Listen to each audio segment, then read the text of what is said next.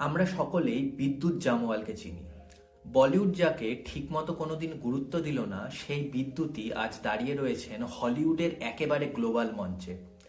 তাও কোনো সাধারণ ছবিতে নয়, কোনো ইন্ডিয়ান রিপ্রেজেন্টেশনের কোটা নিয়েও তিনি সেখানে যাননি।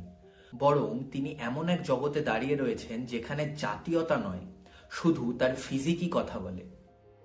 হ্যাঁ, ঠিকই শুনেছেন, বিদ্যুৎ জামওয়াল এবার স্ট্রিট ফাইটার ইউনিভার্সের এক আইকনিক গেমিং ক্যারেক্টার ধল সিং এর ভূমিকায় অভিনয় করতে চলেছেন। এই সিনেমায় তিনি শুধু হলিউডে যাচ্ছেন না, তিনি দাঁড়িয়ে আছেন জেসন মোমোয়া, রোমান রেইন্সের মতো গ্লোবাল সুপারস্টারদের পাশে। আর এখানেই আসল পার্থক্যটা, কারণ স্ট্রিট ফাইটার কোনো নর্মাল অ্যাকশন মুভি নয়, এটি একটি লেজেন্ডারি গেমিং ফ্র্যাঞ্চাইজি।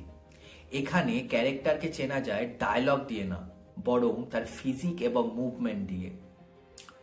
এই ইউনিভার্সে গেমাররা অভিনয় খোঁজেন না, তারা খোঁজেন স্টান্স, ব্যালেন্স এবং বডি ল্যাঙ্গুয়েজ। একটা ভুল কাস্টিং হলেই এই অডিয়েন্স আর ক্ষমা করবে না। আর ঠিক এখানেই বিদ্যুৎ জামওয়াল আলাদা। এই রোলটা তিনি এই জন্য পাননি কেননা হলিউডের একজন ইন্ডিয়ান অ্যাক্টর দরকার ছিল। তিনি এই রোলটা পেয়েছেন কারণ তার শরীর, তার ডিসিপ্লিন, তার ফাইটিং স্টাইল থল সিং এর সাথে একদম মিলে যায়। এটা কোনো সাধারণ অ্যাক্টিং নয়, এটা ফিজিক্যাল অথেন্টিসিটি।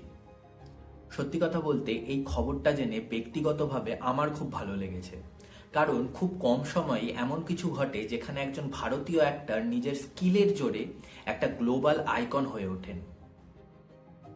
আর সবচেয়ে আশ্চর্যের কথা কি জানেন, এই এত বড় অ্যাচিভমেন্টের পরেও ইন্ডিয়ান মিডিয়ার মনোযোগ বিদ্যুৎ জামওয়ালের প্রতি অবিশ্বাস্য রকমের কম, যেন এটা কোনো বড় খবরই নয়। কিন্তু আপনি যদি সিনেমা এবং কালচারকে শুধু বিনোদন হিসেবে না দেখে একটা ভাষা হিসেবে বুঝতে চান, তাহলে এই গল্পগুলো জানা জরুরি, এই অর্জনগুলো জানা জরুরি। আর ঠিক এই কারণে এমনই ধরনের কন্টেন্ট দেখতে হলে আমাদের চ্যানেল যুগান্তরকে অবশ্যই ফলো করবেন। ধন্যবাদ।